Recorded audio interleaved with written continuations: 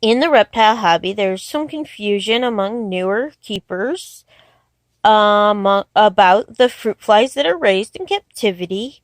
Um, one thing is all fruit flies that people raise for dart frogs and baby chameleons and such are flightless. Nobody raises flighted ones because they are kind of a pain. I remember one year when the lab upstairs had got some flighted flies for an experiment, and they got loose, and they were everywhere. I had to put fly catchers around all of the fruit eating reptiles in the lower lab because they just invaded every part of the building. So, flighted ones are definitely very difficult to deal with. So, people in the reptile hobby use one of the strains that are flightless. And there are a number of different flightless strains that we use. Different people have their preferences to different ones. You can get some regular flies that are flighted, and those are typically sold as pupa or spikes, and they're not going to be in a general culture cup like you're seeing here. We work with 4 strains. We work, and they're all flightless. We have the wingless melanogaster. We have the glider melanogaster, your golden hydei, and your regular hydei. The wingless melanogaster do not have wings, and the gliders have wings, but they are not functional, and the gliders do hop around more, which some people prefer to entice feeding. Your golden hydei are a lighter colored, larger insect than your melanogaster, but they are lighter colored than your regular hydei. And then your regular hydei are darker. So those are the 4 strains we work with: the wingless, the gliders, the golden hydei, and the regular hydei. And a lot of people will ask for the big one or the smaller one. Well, there's multiple strains. We work with the gliders and the wingless. And so some people have a preference. Some people don't care as long as it's hydei or melanogaster. One thing you're going to be looking for in newly set up cultures, which some people get because they need ones later on in the month, and they only go to one show a month, so they'll get a producing and a freshly set up culture. When you buy a freshly set up culture, it is important to not feed those flies off. There have been times where people have gotten new cultures, fed off the flies that are in there, and then they can't lay the eggs for new flies. So one thing you're going to want to keep in mind is how long ago the culture's been set up, and not feed those flies off until you have new ones hatching. With melanogaster, they do seem to have a more consistent bloom, which is when they all start coming out. But the hydei we've had seem to work just fine. There may be low points and high points of the bloom, but ours seem more consistent than what I've heard from other people. The melanogaster bloom in 2 weeks from setup, and your hydei will bloom about 3 weeks from setup. So you have that. Some people like the larger flies so they don't have to feed as many, but they do take longer to bloom.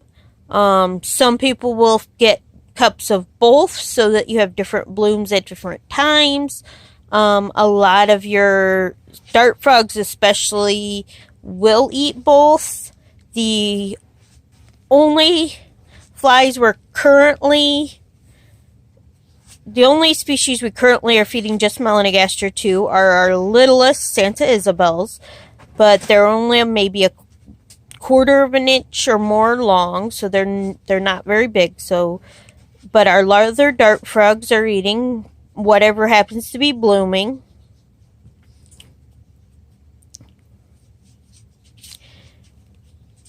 And one thing to look for is when you get a brand new culture, which this one's been set up about a week, of the wingless, you'll see that you have the bottom substrate, and you'll start to see this layer where the maggots are, and it will get bigger and bigger. And then as they move up, which this is an older Heidii, as they move up, you will get the pupa. And when these hatch, those will be your new flies. One thing you need to take into account is each species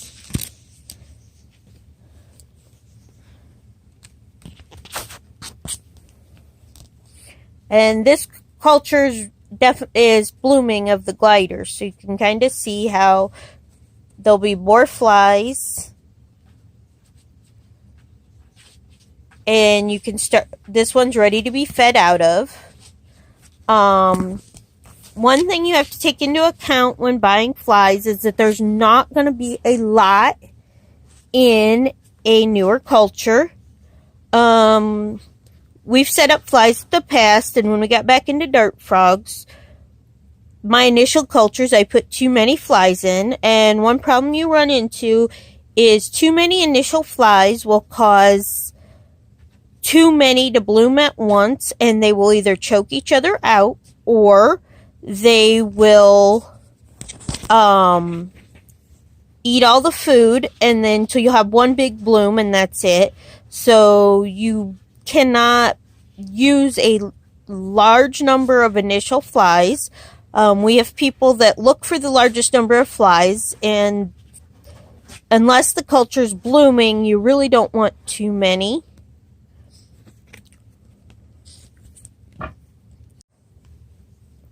And this is called Excelsior.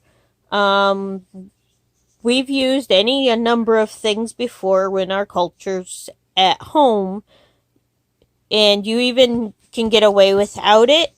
But if you have a runnier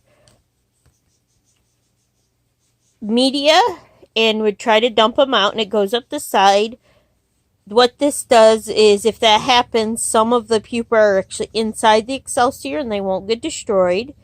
We try to keep our media wet, but not really liquidy, because it will make a mess. But if it gets too dry and starts to crack, you can add some water. We have had,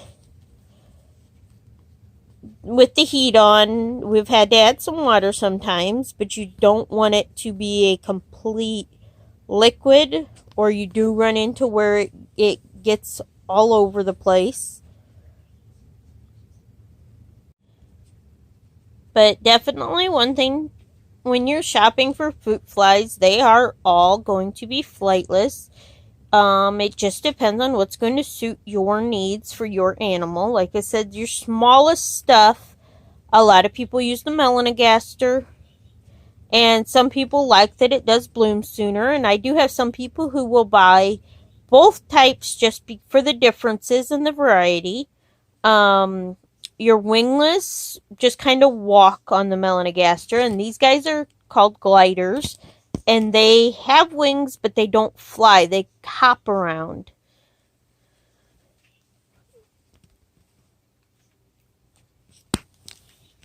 And then with the Heidii, which these are what people say when they want the larger ones.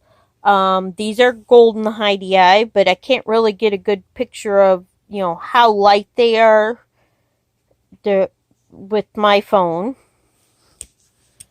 And your regular Heidi are also a bigger. And the biggest difference in these two is your colors, except for different people have different preferences. That's why we work with 4 species.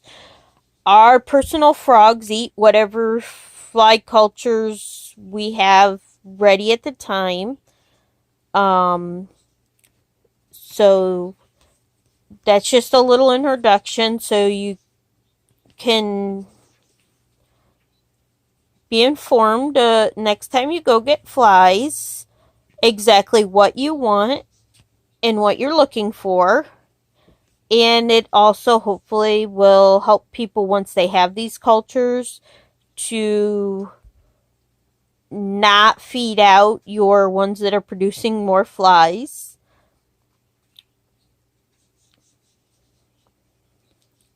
Because these initial flies are critical to the next generation. Like I said, you have about 2 weeks before they bloom in Melanogaster and 3 weeks with Heidi. So that is a definite thing to take into account.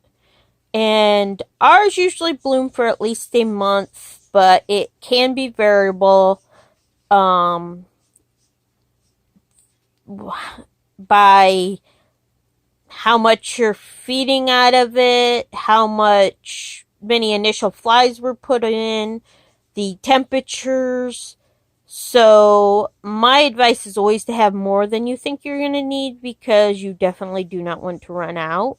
We set up several extra cultures that stay back for setting up new cultures and for feeding our own pets.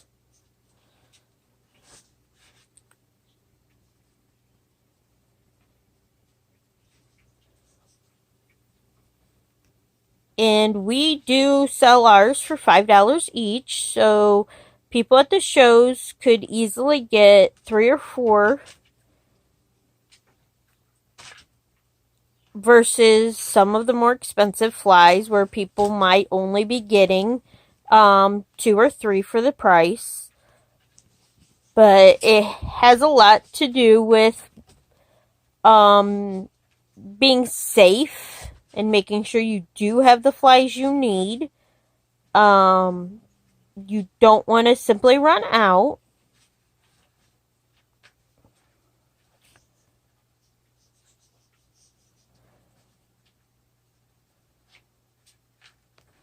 Reason why we've kept our prices low. I'd rather make less per culture and sell more cultures so that people can afford to have what they need for their animals. I have bought these guys in the past when I had my dart frogs years ago, so I know it can start to add up. So we would rather make less per culture and have people be able to afford to get more and not have to worry, not have to run around, not have to try and order them and hope they really are producing cultures. My friend at her rescue has ran into that where she needed to producing cultures and everything she ordered online was not producing. We definitely want people when we see them at shows to be able to get what they need. And we do only sell at shows, but if you go to most of your shows, somebody is usually carrying flies, so you'll know what to look for and what ages to get.